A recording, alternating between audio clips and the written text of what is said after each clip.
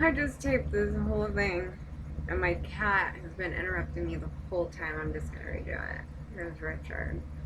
He just got food all over him. Alright, you need to go. Okay. Hold on. I'm all stressed out now because I went through this whole story and now I'm like, and my throat, my voice is going out because I don't talk a lot actually. If you follow my Twitter, you would think I was like all day. I rarely speak, anymore anyway. So, okay, I was gonna put this on another channel, and then I decided I'm gonna keep it here because it's part of my story, and I don't know if it'll help anybody or not. It's not helping me really right at the moment, but when I was 17, I was raped at a friend of mine's friend's house, and at the time I only knew the perpetrator's name, and I knew that they lived at the house. And I knew this by some things that were said prior to them raping me in the situation that I was in. I didn't report it, and for people wanting to understand why, everybody's story is very different. Mine is much more complex. I come from a family of 2 police officers, and my father became a private investigator, and we did not get along very well. I had a lot of abuse growing up, or when I was a kid growing up, and the system failed me there. They failed me there. They had information and stuff. I was taken into the ER for an injury that my father did to my eye. Granted, it was an accident, but it was out of his anger, and I got injured in other ways as well, but it wasn't just him. There were other people that were abusing me emotionally, and some things dealing with eating, some torturous things. And that other individual never got in trouble either. So I was also very religious by my own doing.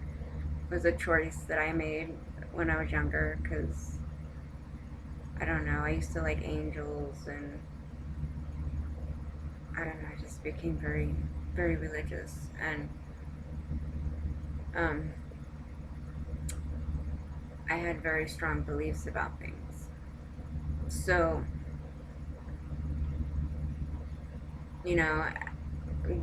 when that happened to me, that pretty much destroyed everything because I wanted to wait till I got married, and I mean, that was my thinking at the time, and I was still a virgin at the time, and I didn't even have a boyfriend at the time.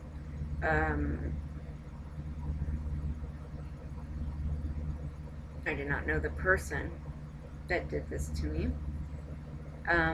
I knew their friend, not very well, but they were somebody that we knew. But this person was a stranger. Actually, could have been anybody in that room where they did what they did. And I don't remember my actions afterwards. I remember my friends looking for me, and I remember walking out. I did remember saying something about the person, but I wanted to get home. That's all I remember of that situation, is that I just wanted to get home, and I want to forget it forever. my life is fucked, I'm going to hell, whatever it was that was going on in my head. And I'm definitely not telling my dad because it's going to be all my fault. So there was that. Then weeks later, I had another incident. I wasn't raped, but I could have been. And this dealt with my career. And what made this really difficult is because I just had that situation happen. And then I just had this thing that was such a big deal to me. It was so important to me. And I was like, I'm going to work really hard. I'm going to, spend all, whatever I need to do to make this work. And I did not expect what happened when I met these people's people, and this deals in the music industry. And I want everybody to know I was underage at this whole time. And I was able to get out of that situation, that day anyway. But I was told to do things in order for this thing to happen. And so I was kind of primed up to deal with this person for a really long time. And I was sort of molded in a way to only deal with them. I was kept secretly from people because when I came out about it in 2000 or something like that, people didn't know what this thing was about. And it was a nightmare. There was a lot of things that went on with that I don't want to get into right now on this video. It's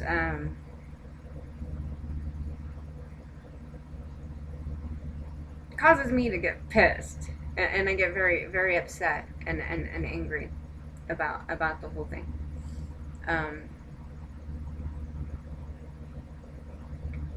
But both these incidents, the second one also dealt with a lot of money of my own.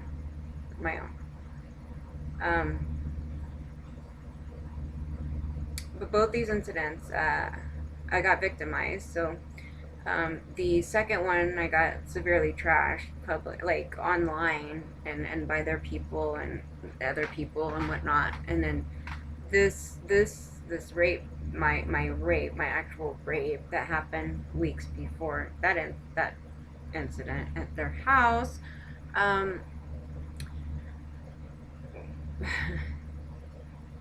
made it very difficult for me. I had a hard time fighting this guy, the second one, and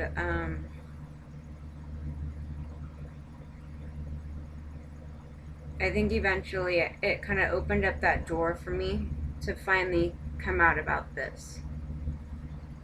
Emotionally, I feel like the second incident was far worse because it was over such a long period of time instead of a one incident, but everything is very related to my childhood, to that, to the second guy.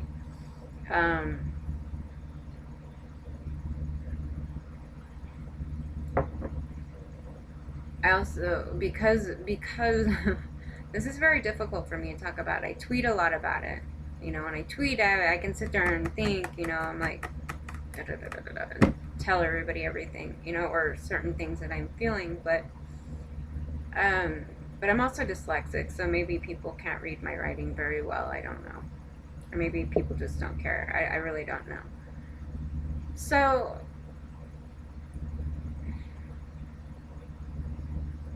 fast forward. Fast forward, because I was going to get in this whole other thing. I'll do another video on cops or something, because law enforcement has an issue in this too, with me. But I will talk about the process of reporting and what happened here, and the people involved with that. So, Hold on. Okay. So around 2009, I felt ready. I wanted to pursue. And I felt that this person needs to be held accountable. And, however which way that our legal system will allow, as of now, because I understand that there's a lot of time that has passed. So, but I also needed to have some counseling, because I needed to deal with it, but I also wanted to remember the situation, which I was capable of doing later, not through this stupid thing. So I looked online for, a rape crisis counseling place, which was absolutely terrible. It was a terrible thing. And I don't know if it's just me at my luck. I'm getting every single fucked up thing that it could happen will happen to me. I mean, it just will. So I go and I tell them, this happened to me when I was underage. And so they said, well, we'll see if you could still even pursue it. We'll let you know. So I went through this counseling thing. The counseling was bad. It was just bad. It was just a bad experience for me. And things that were supposed to happen never happened. Like, there was supposed to be group counseling, or I was supposed to meet with other victims. And that was something I really wanted to do, because I never really got to do that, through a huge part of my life right there. In between, I was stuck with the perpetrator pretty much, and a very limited group of people around me, in a very secluded type of way, where I was just working, and then I was dealing with them. And then I went to, I called in, I finally reported, wait. So the school was really, school.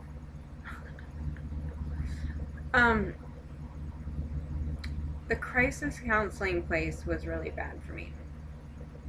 That was my personal experience as a victim.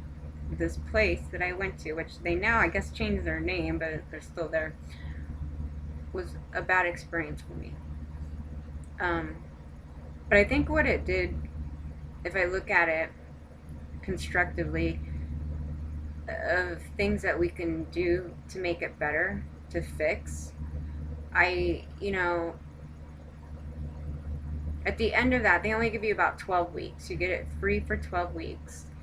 And it wasn't till the end of it, they're like, oh, you know what, yeah, it's too late now for you to do anything, but we're done with you, bye, kind of thing. And if you want anything else, you have to pay for it.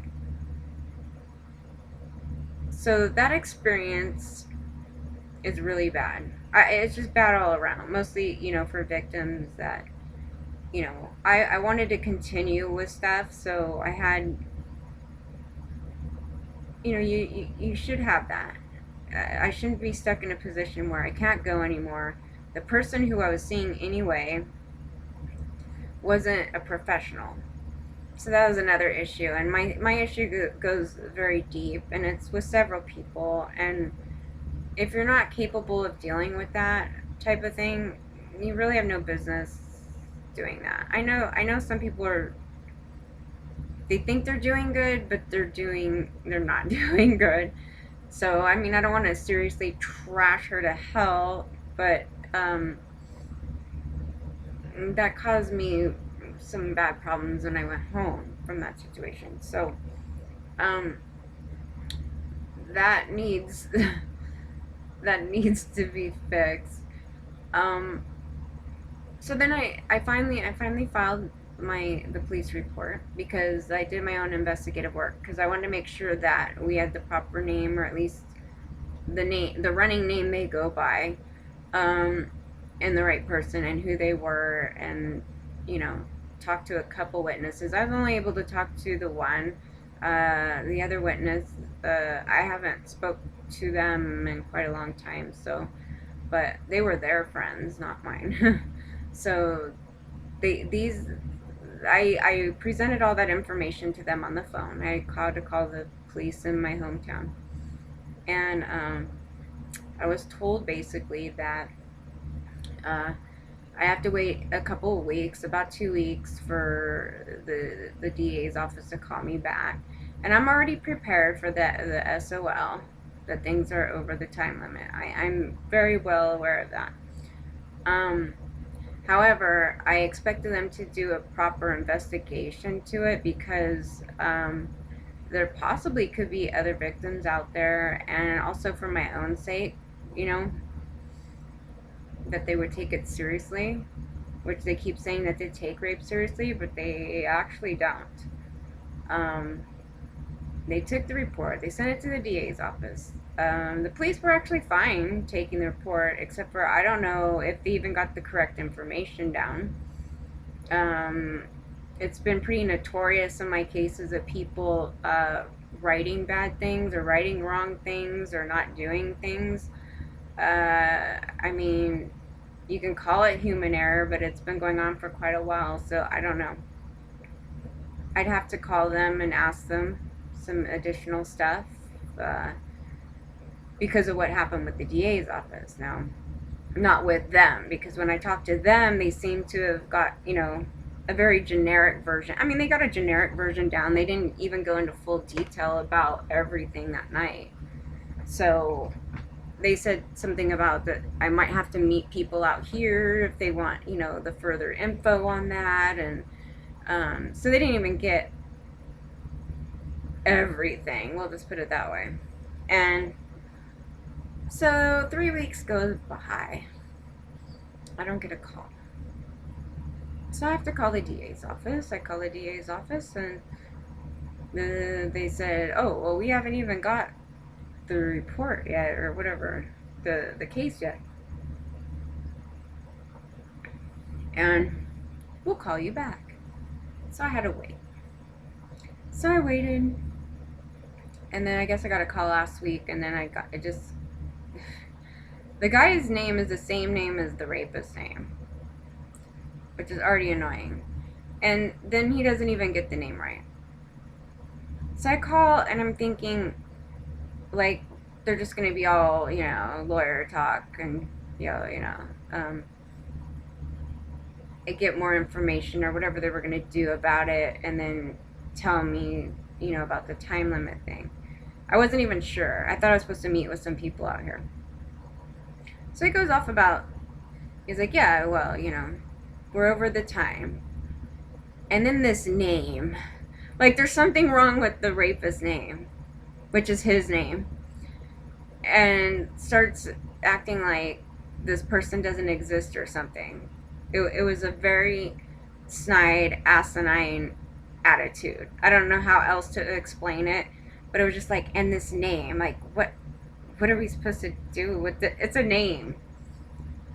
His name. It was very similar to his name. It was the same first name as his and a different last name. So I don't know what, I don't know what is going on here. So then he said something else about,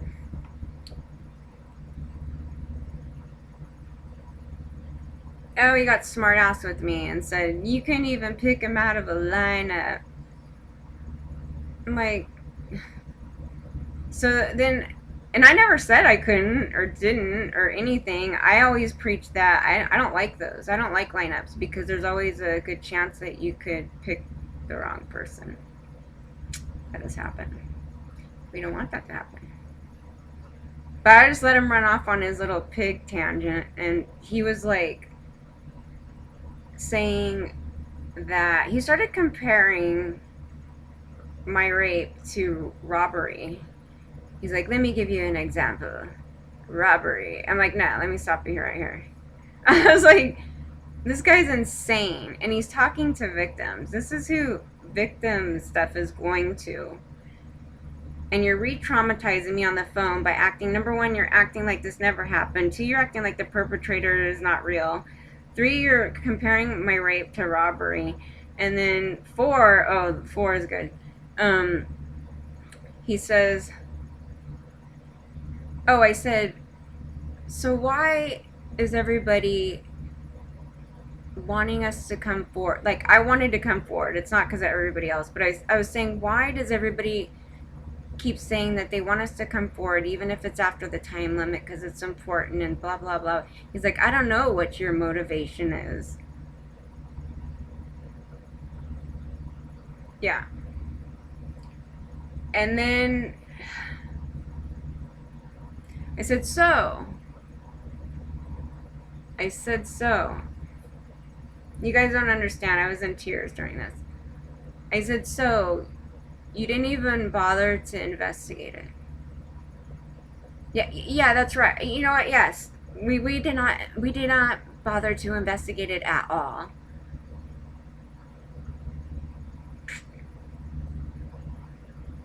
That's the DA's office. So it's not so much the information. It's not so much your cases over time. We don't think that maybe we have enough here to do anything, type of thing.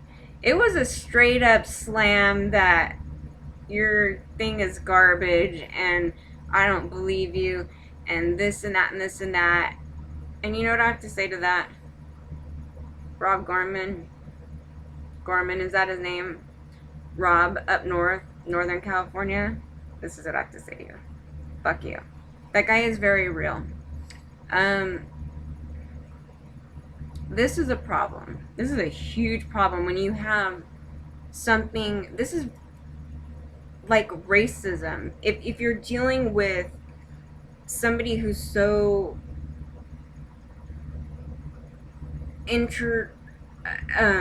oh, this is hard.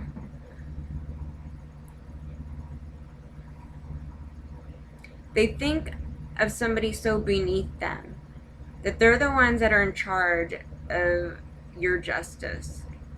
And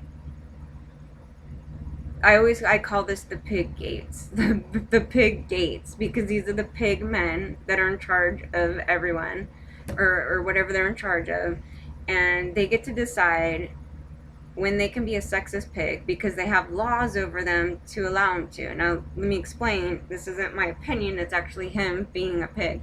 Because I said, what's wrong with the name? Why the name? It doesn't matter. It's over the time limit. None of this matters. Like, I have a legal right to be a fucking asshole because we don't have to care. That was the attitude. It's there. And I hope to God that stuff is on recorded. Because this is how somebody is talking to a victim, a real victim, minus whatever his reasons, the legal reasons in California are to not be able to pursue, are to treat a victim like that. So to even talk to a victim like that blows my mind. It's like, well, that's where you're at. You're in a position to where you're talking to other victims. So regardless of what your asinine opinion is, you're supposed to be relaying the legal stuff or whatever they're going to be able to do or not do, you know, not talking down and trashing a victim that actually destroyed me for the whole fucking weekend. I've never had anybody talk about that in that way either. Like, they're not. He can't even sit there and act like the person doesn't even exist because they didn't even investigate, and he admitted they didn't. So, yeah, that's how serious California takes rape. So I just want my viewers to know this. This is very stressful for me, and it gives me a migraine talking about it. Like, I'm also involved with a whole bunch of other cases of a lot of things. This just happened to be one on top of everything else. So right now, my goal is to kill SOL. So this is what we're going to be trying to figure out how we get rid of this in these cases, or at least in some way to let victims be able to pursue their rapists, and mostly when they're underage, since I was.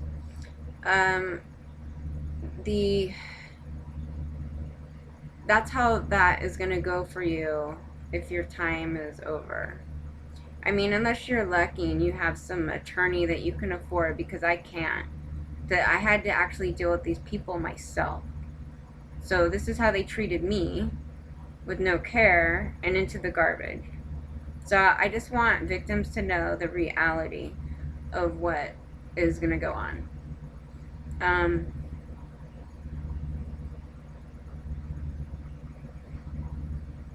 if I want to get into the whole thing about why did I not go report?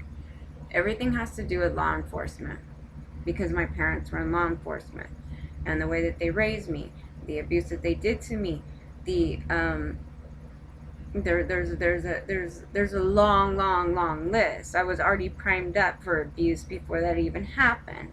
I didn't get raped because I was abused, but the way the trauma hit me was probably, maybe it could have been worse than maybe somebody else who did not have trauma prior.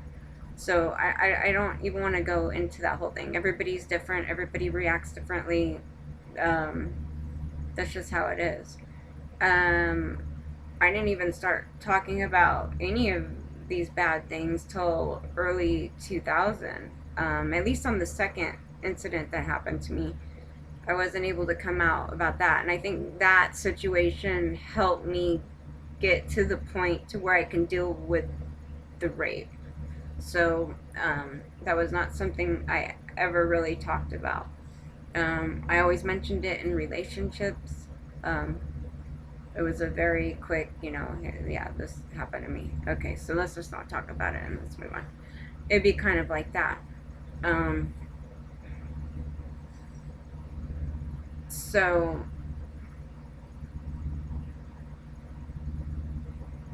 that's that. As far as law, I'm gonna wait on that topic right now because things are being looked at, and I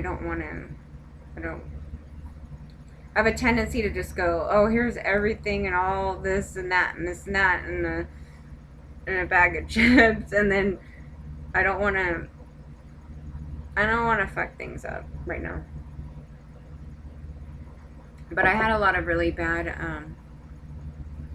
things happen that a lot of women would not be very happy with either if it happened to them.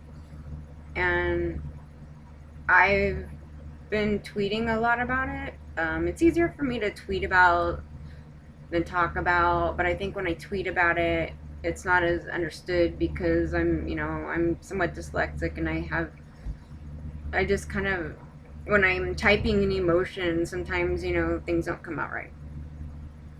Talking about it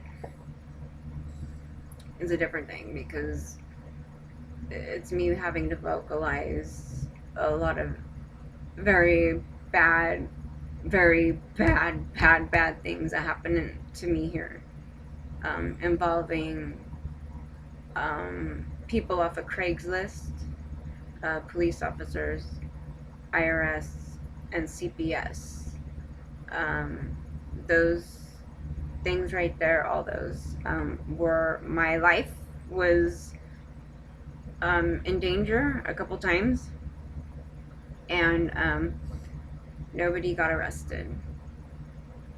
So and I got arrested in Nevada for an expired tag because I wouldn't pay almost $1,000 out of my car in the middle of the night, and that got thrown out and ignored. I don't know the answers or the reasons to that case. People have asked why I'm asking about it now. I actually called about it a couple years after it happened, because when it happened, my dad knew about it and he didn't give a shit. My dad was all about, like, if you get in trouble, I really don't care. And he was called from that incident and didn't do anything. I think he sent money or something in case I had to give it to them the next day or the couple hours after I got out. But not over the fact that they stopped me at 4 in the morning trying to get $1,000 off me in my car in the middle of the night. And the treatment that I had there, and then also the complaints of the female officer there from other incidents that happened in this city.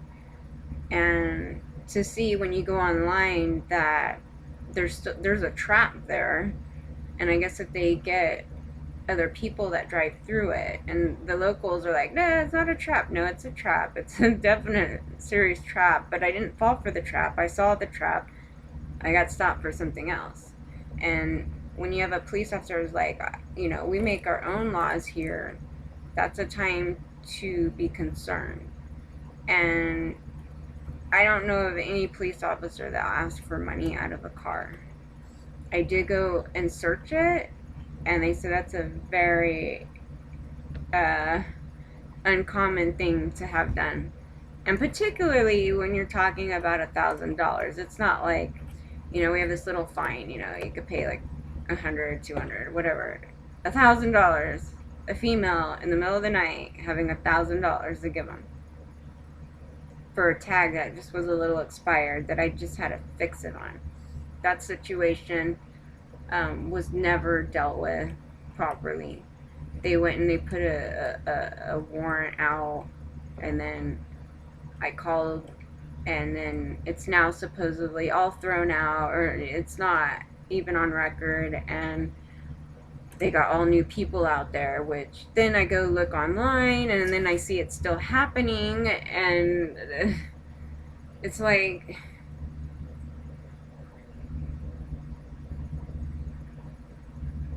what do you do in that situation? It's like, you think, like, if it was bad, like, particularly my parents, particularly my dad, if it was a bad thing, you would think that he would have been all on it and did something, or told me that, well, you can go file this or that and this and that. I assume, oh, well, I must be in the wrong then, if he's sitting there being like, ha ha ha. This is how I was raised. This is what they do. Okay? I just want people to know where I'm coming from and to know what that's about. They're all bullshit.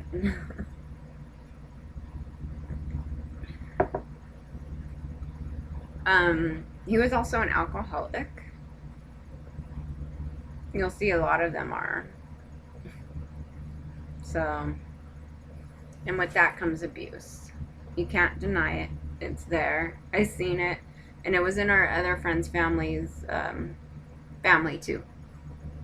So as far as any abuse that went on in their family, I can't say, but I do know that drinking and stuff, I think, was involved over there too. They don't have this down yet. They don't have this down right at all. They don't understand the victim. They know that the majority of victims do not report. It's not about when they tell them to report. You can tell victims to report till they're blue in the face.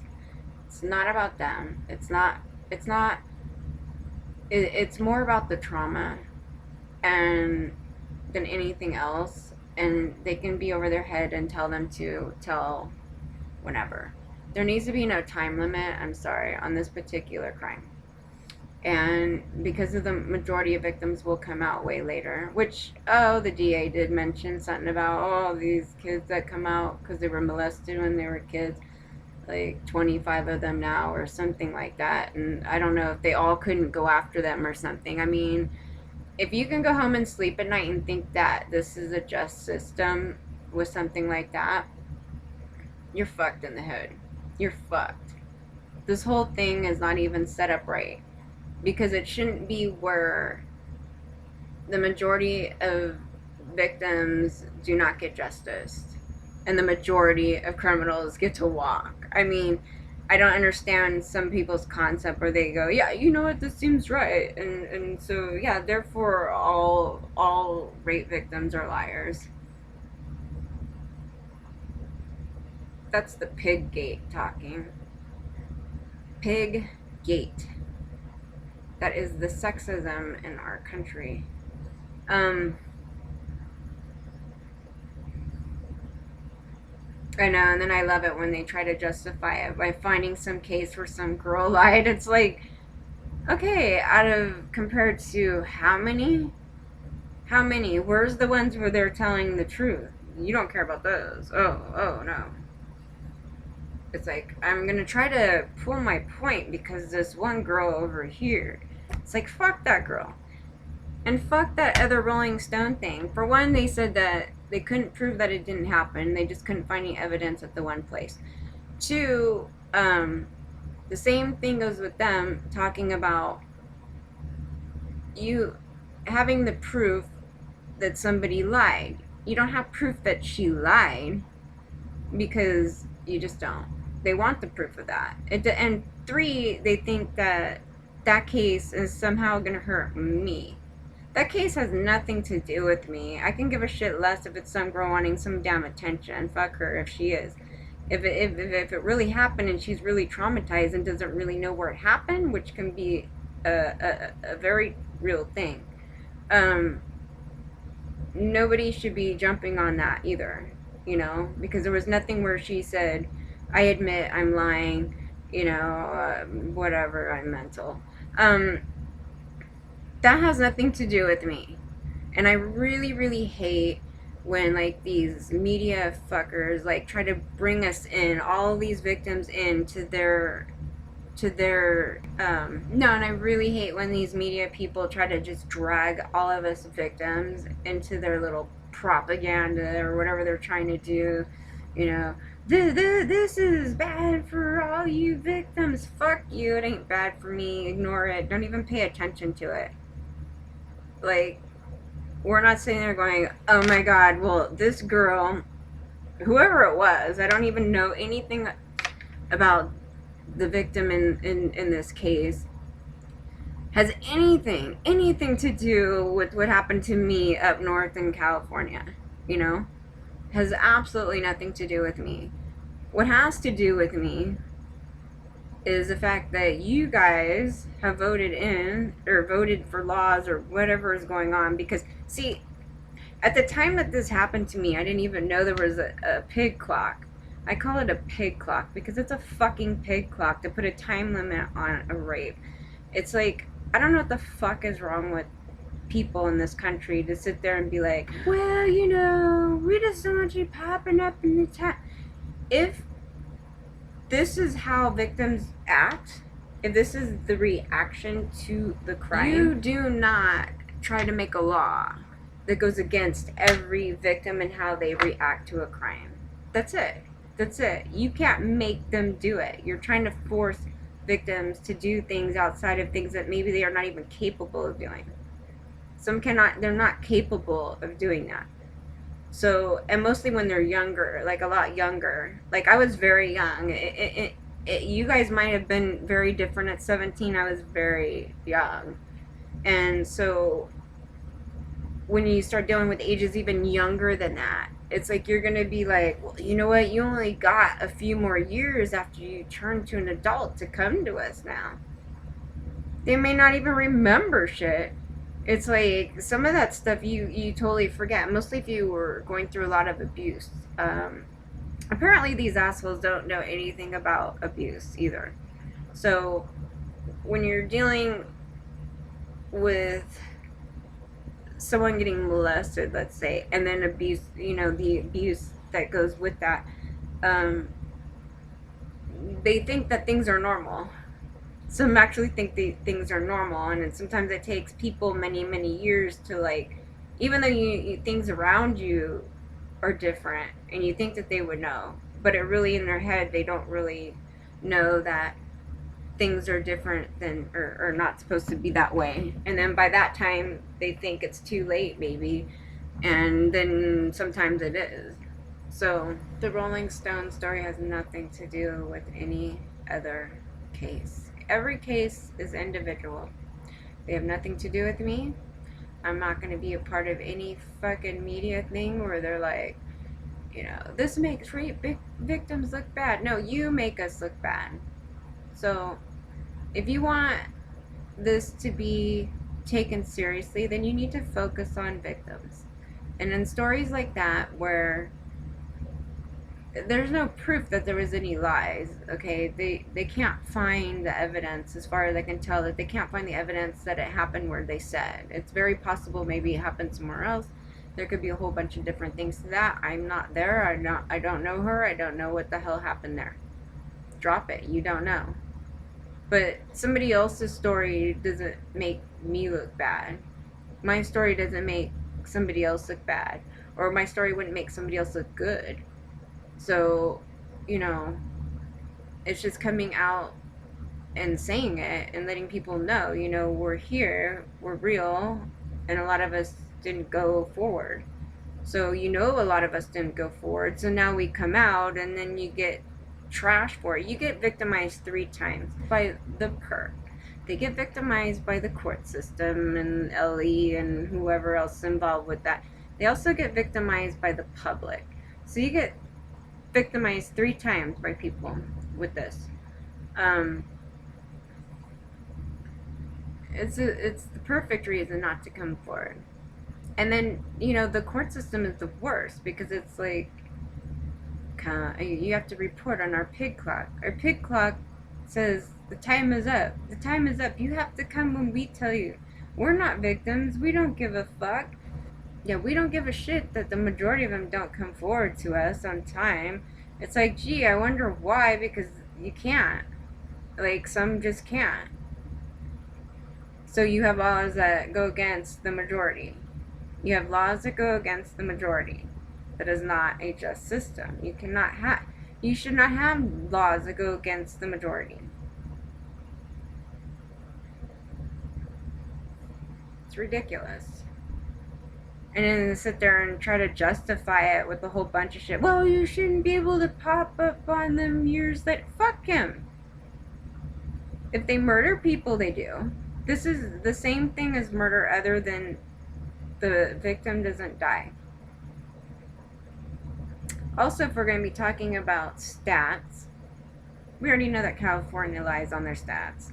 California fucked up, and I have some stuff involved with that situation, I do believe. I'm not going to get into here, but when you start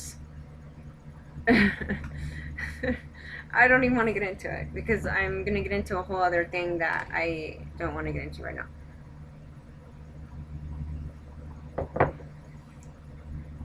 The stats are a big fat lie. But some of my stuff actually goes back a long ways. I had an incident actually back in 98 or 99. I didn't even bring this one up. I had a situation where I was asleep. I had a friend staying over with me for a little while temporarily. And she comes banging at my door, wakes me up, and says some male is trying to break into the house. So I get up, I go look. He was a Hispanic guy, and I believe he was very heavy set, but he was trying to break into the door, and then he went out into a van that was parked below from my apartment, and he stayed there. So I called the police because I went and I looked later, and there was the door was kind of messed up, like he had tried to jack it open. So I told the cop, I was like, somebody's trying to break into my house, and the guy is sitting out in the van now. He says, no. So I told him, somebody's trying to break into the house, and the guy went into a van down below, and he's sitting there waiting right now. He can't leave. He says, well, did he get in? We said, no, and then he's like, well, what do you want us to do? Click. Never came.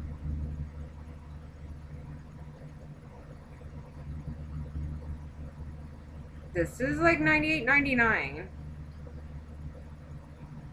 That happened. Okay. So, you know, at the time we waited and the guy finally left, like, I don't know, like an hour later, we couldn't go anywhere. The guy was sitting in a van. We didn't know who the fuck he was. Some crazy Mexican dude with a van. I'm like, yeah, that's perfect. You know exactly why he was trying to break in. Like, we don't come out. We're LAPD. We don't take crimes against women seriously. But we're going to act like it and be like Beck and be like, our guys are angels. Not the fact that your angels harassed me. So, yeah. If you want to hear real victims, why don't you come and talk to me? They're going to sit there and the thing with them is that they'll make shit up that's kind of the closest thing to the truth, but enough to really fuck it up. Craigslist is extremely dangerous. It's very dangerous. And the cops are not going to help you. No. If anything, they'll put you in a worse situation. I got damn lucky. That's all I have to say.